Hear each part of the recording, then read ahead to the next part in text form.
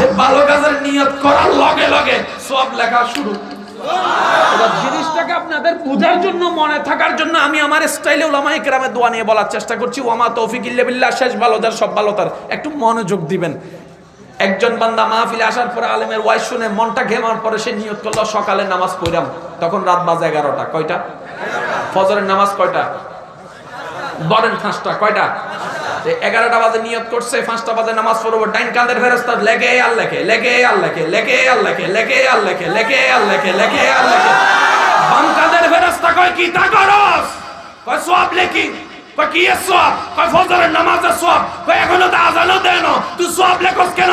বলে যে তুমি সুপ্রিম কোর্টের রায় কি শুনো নাই?